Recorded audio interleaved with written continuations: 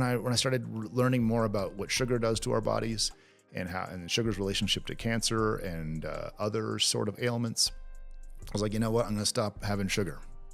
Not strictly, but just like I'm just not going to drink any sugary drinks. I'm just going to drink water and tea and milk and maziwa mala, and I drink sometimes alcohol sometimes, but otherwise I'll just stop drinking sugars.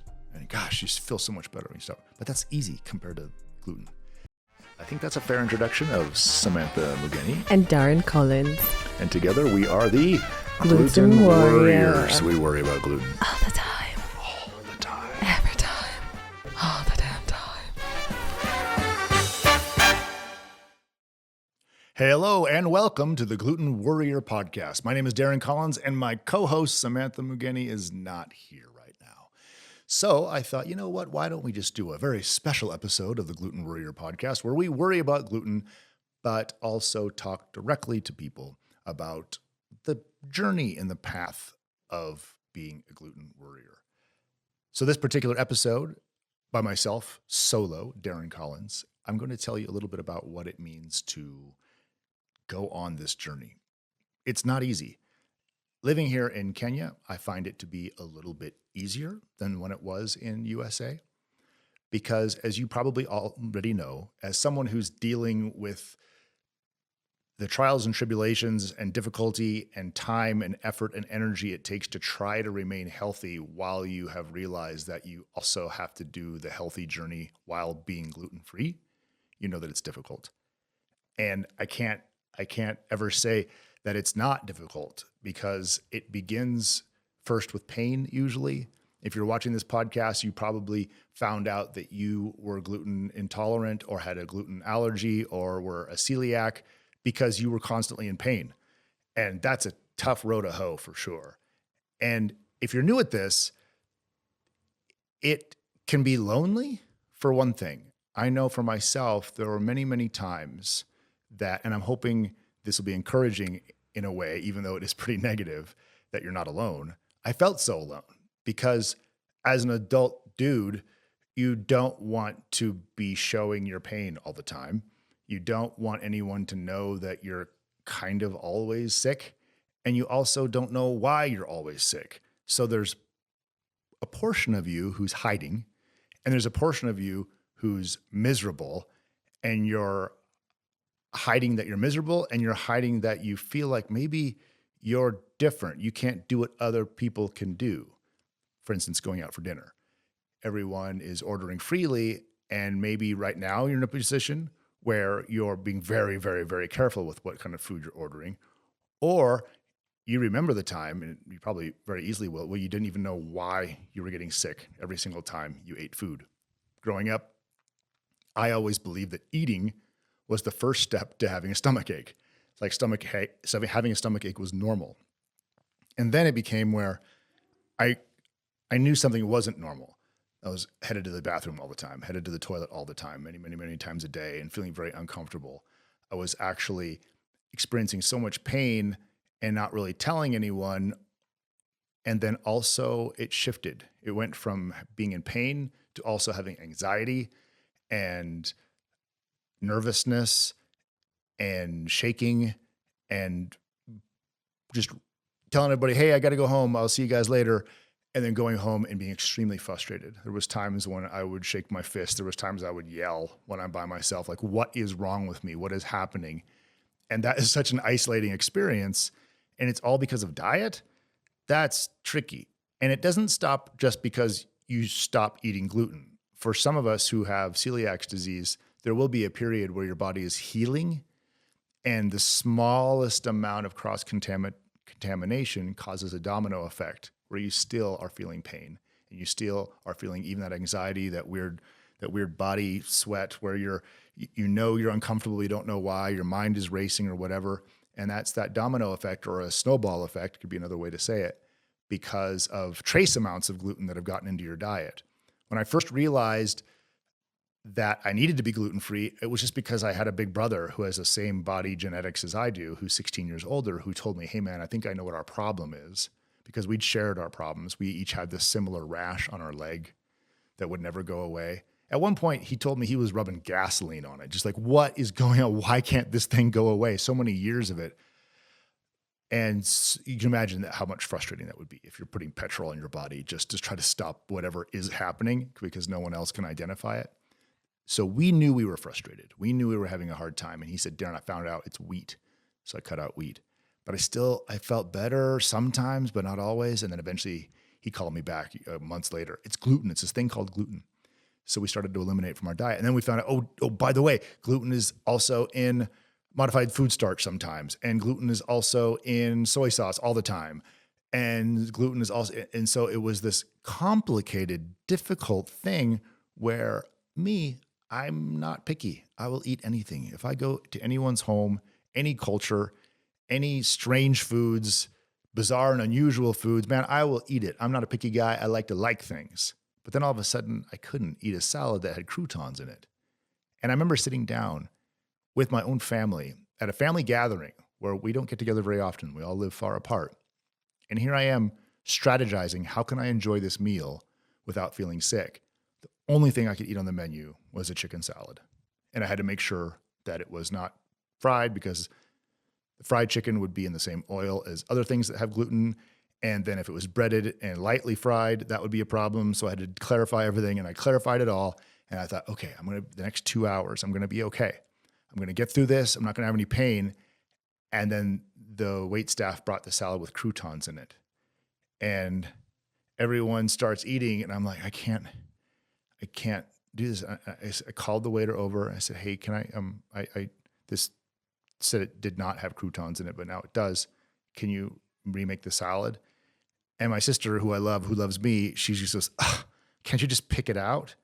And so then all of a sudden I'm like, oh, I'm the rude guy at the table. So it's like we're balancing our health, but also balancing our attitudes and our perception to other people and how they feel about us, which doesn't seem like a big deal if I'm just saying it to someone offhandedly. But if you're watching, you probably know exactly what that feels like to go through this day after day after day.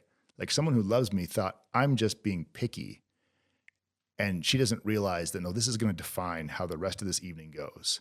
I'm either going to duck out early because I had some cross-contamination of little tiny pieces of wheat that got into my salad, or I'm just going to not leave and I'm going to be sweating and excusing myself to go to the restroom again and again, and I'm going to get extremely tired and sort of grumpy, and I just won't be able to keep my eyes open. I remember being on a youth group trip where together, me and a bunch of kids went off to go help people in a faraway place, and we were all on this mission to build houses for people who were impoverished, and the food was mostly gluten. As before I knew about it, and I was always falling asleep at meetings. Whenever we sat down, I'd fall asleep. I'd be taking naps all the time. And the staff who were in charge just treated me like I was lazy. Like I wasn't keeping up my portion of the work. I was, when we had technical meetings, I was the guy who just didn't care, who would just take naps. And they started to think that, like, people started to perceive me as this guy who didn't care and was lazy, whereas I was actually just, my body was eating itself or attacking itself. My immune system was going crazy, but I didn't know how to articulate that. So I'm telling you, this is a tough journey, and I get it. And there's other people who are going on it, but it doesn't get easy right away. I'll give you a little piece of hope though. After you finally eliminate this from your diet, you start to feel better, but those cross-contamination moments can bring you right back to the worst place. And so it's going to feel really, really gradual because people are going to not understand. And any small amount, trace amounts, is going to hurt you. This will get better. After time, years, maybe, it won't be so bad when you're cross-contaminated, and it depends on how and what kind of gluten it is. That is to say, if it's in powder form or if it's in a liquid form or something like that, there'll be some differences. But I remember finally going, yep, I know what it is. I know how to do this. I can navigate this. Here I am. And I went to a Christmas party. And if you're like me, sometimes socially, like, you try to fit in. And I was at a Christmas party that felt a little bit above my pay grade. Like, people were, in a different culture. economically than I was. I was probably the guy who, I don't know. If you're ever intimidated in a social situation, this is one of those ones where I was a little intimidated by the party I was at. And this wonderful woman came over who was one of the hosts of the party, and she had a tray of desserts. And she goes, "Hey, I just baked this out of the oven. I'd like you to have one." I said, "Oh, no, thank you." She goes, "No, I insist." And I said, "No, I really, she goes, "It's Christmas. You can have anything you want." And I go, "Well, okay, let me just tell you, I'm allergic to gluten." She goes, "Well, but there's no gluten here." And I go, "Well, I'm allergic to wheat flour." And she goes, "Oh, honey, don't worry. I want you to have one of these. It's not made with wheat flour. It's made with white flour." And everyone is looking at me, and I'm in a position where I have to eat. In my mind, I'm going, "You have no idea what you're talking about. White flour is bleached wheat flour, and this is going to kill me." But this person from an economic strata way above me, who's the host of the party, insisting, has just defiantly told me, "Don't worry, all your bases are covered. I baked this with a different kind of flour than what you're allergic to." And I ate it because of the peer pressure. And I had a terrible Christmas party, and it was awful. And I went to the toilet like 3 times. I had a stomach ache, and I began to get tired, and I was no longer the person I wanted to be. And this sort of thing happens. And it can be public, it can be private, it can be embarrassing, and it can be painful. But it does get better slowly. And there's some kind of a nice silver lining to it. That is to say, once I drilled it down and once I got it, one of the things happened is I really just don't take any pastries anymore.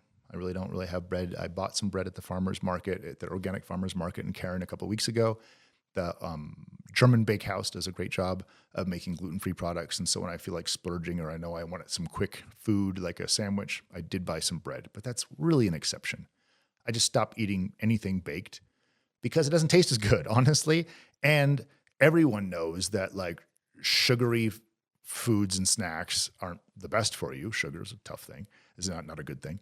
So completely separate from the gluten issue is just also healthy eating. And it suddenly became very easy for me to eat more healthy because I lost my taste for baked goods. Most of it's not near as good because wheat is what kind of makes that stuff taste good. And the other flours don't. The reason they're not mass produced is because they don't quite taste as good. Or if they do, it takes a whole lot more effort, and then it's going to be more expensive. And of course it will. Baking stuff with other products than wheat is more expensive. All that aside, it became very easy for me to say no, and it became very easy for me to start eating healthy. And I found that as years went by, I started feeling better than I did ever. Like I'm now in my mid-40s, and I actually literally have more energy than I did when I was a teenager. As a man, I think even my hormones are better balanced than they were when I was in my 20s. I constantly feel better. I constantly feel like I have more energy. But part of that is because I'm not replacing the snacks that I would have had before with other snacks necessarily, except in the rarest occasion. So what's happening is I'm actually finding that every other diet plan that anyone else puts out there, whether it's keto or it's some sort of, I should make a list, but I don't have one. All the other diet plans that are out there to help people lose weight or stay fit or be more healthy or whatever, they're all easy compared to remaining gluten-free. Gluten-free actually is really tough. And the battle that you're facing right now is a battle that once you actually beat it, you will find that everything else is easy. I mean, stopping smoking, stopping drinking, stopping dairy if you have to, stopping eating too much sugar or having sugary drinks. All those things are a piece of cake compared, good metaphor, compared to stopping gluten. Because gluten is so, it's everywhere in our diets. It's everywhere in restaurant food. It just seems to be everywhere. So once you get that drilled down, once you finally get to the place where you're not having it, you'll start to feel more healthy, and that won't stop. You'll feel better and better and better and better year after year, month after month. Slowly, but indeed, you'll be able to notice it. Now, I'm saying you when I really should be saying I. I started feeling better. I started feeling more healthy. I started having more energy, and I experienced it month after month, slowly, year after year. And even now in my mid-40s, I still feel better than before.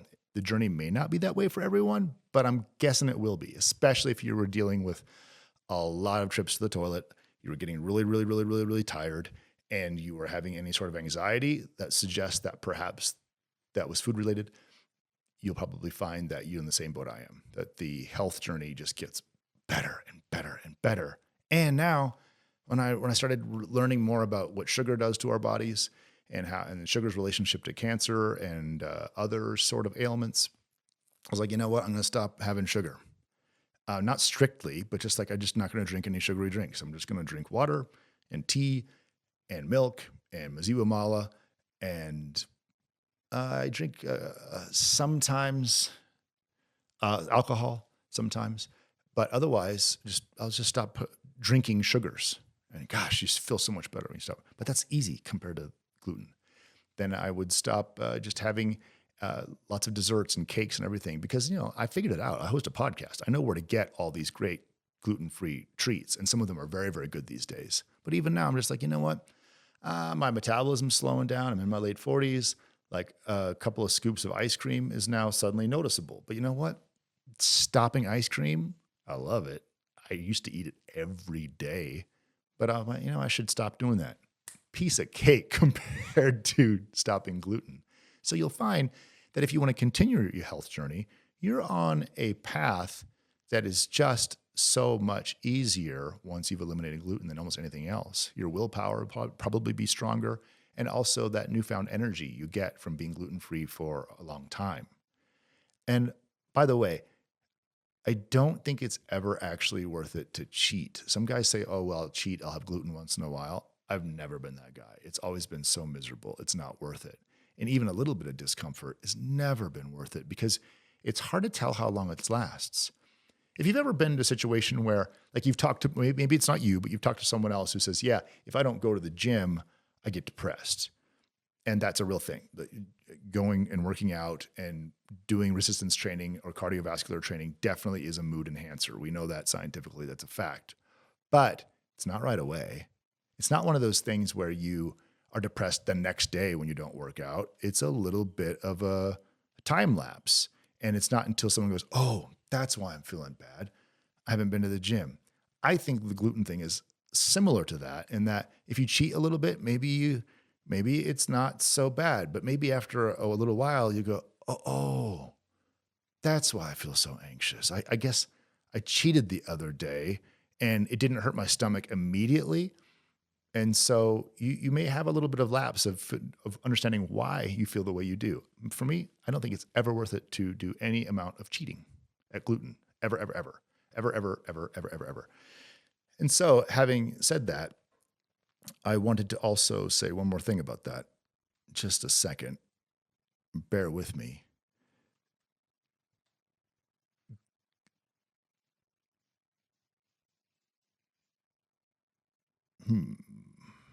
May have a sip of brain boosting water.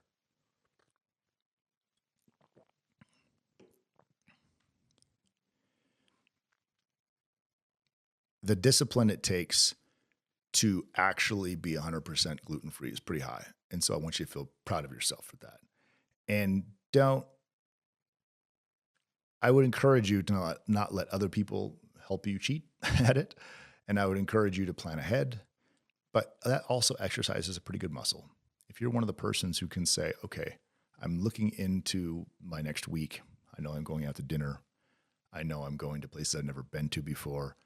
And I know that maybe I have kids that are going with me and I've got to prepare for all this. There's a lot of planning involved. And I think that's a great exercise, a great muscle to exercise in order to get your life on track in general. It's like if you're able to plan and process your meals, you're probably pretty good at planning and processing other things. Or if you're not good at doing those other things, this will also improve that.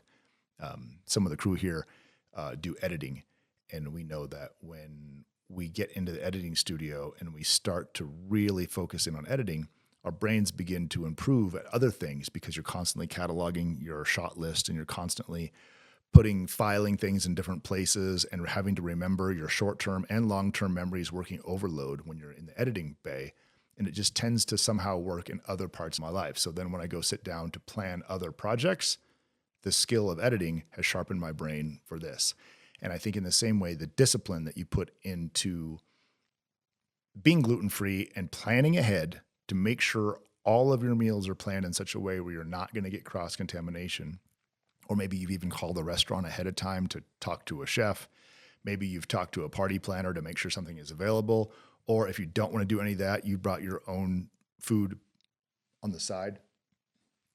That's a skill. That's a skill that works in other parts of your life. So what I'm saying is, overall, the reason I'm doing this podcast is to say that it ain't easy. And getting through this is going to help so many other aspects of your life in terms of discipline of diet, discipline of structuring your life, and be encouraged that it really is not just a journey of like getting through today so you feel better today. But if you're new at this, you will, I believe, actually continue to feel better and better and better and better. And you will be surprised that you're even capable of feeling that good.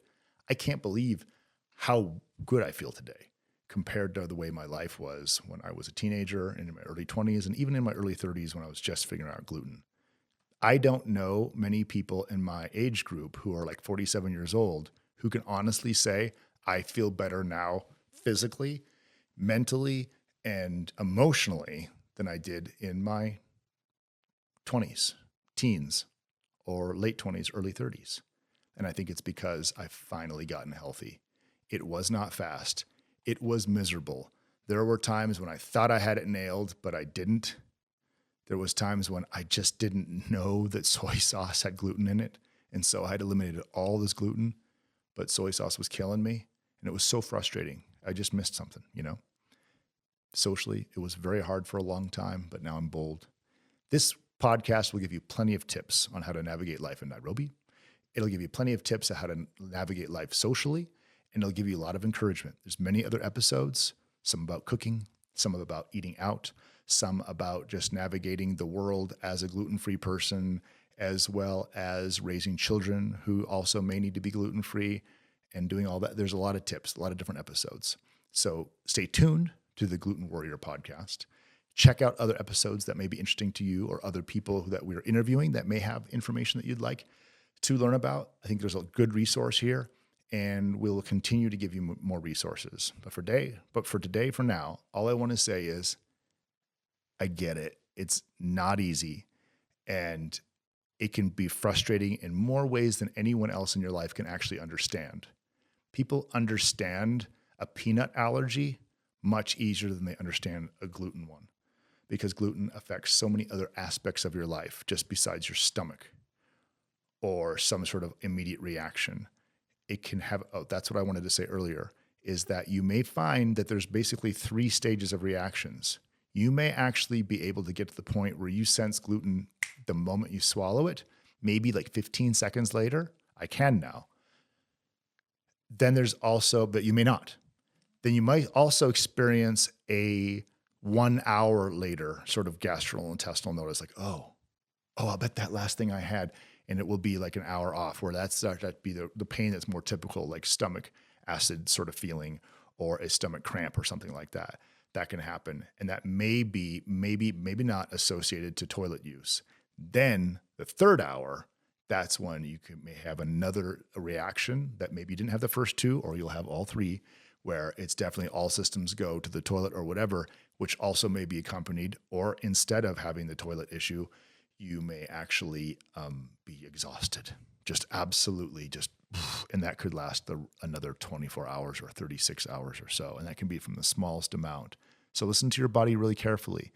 This will also teach you how to listen to your body, because you are sensitive to gluten, but for some of us, we have a lot of poisons going into our body. We can't tell which ones are doing which. We know there's environmental pollutants. We know that there's things that just aren't good for us, like having too much sugar, or things that maybe are too acidic, that maybe you have ulcers or something. You know sort of how to be sensitive, but now with the gluten one, watch for those 3 things: the immediate reaction, the 15-minute reaction, and then also the 1 hour or 3 hour reaction.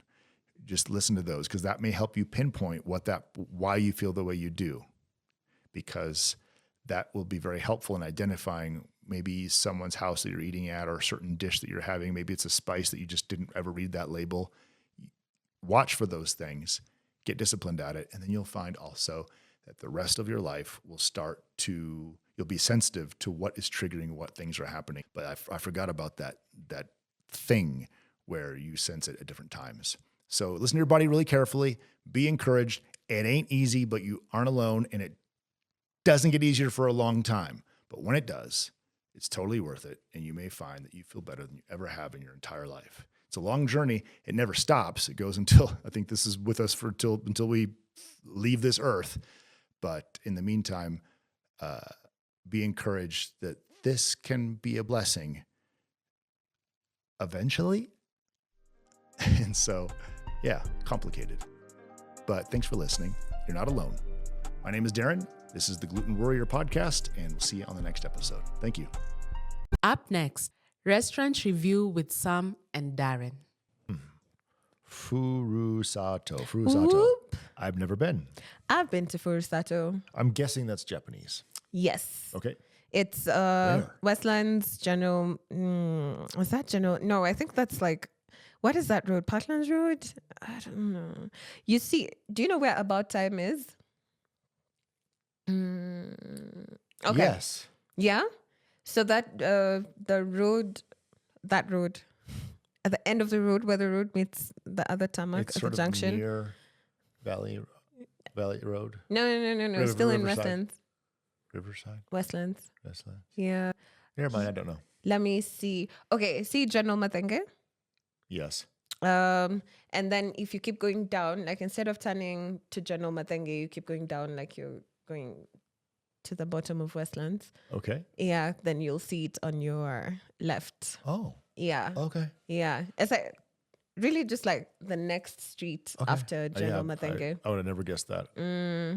Yeah. So it's great, huh? Yeah. Oh my gosh. So good. They have outdoor seating and indoor as well.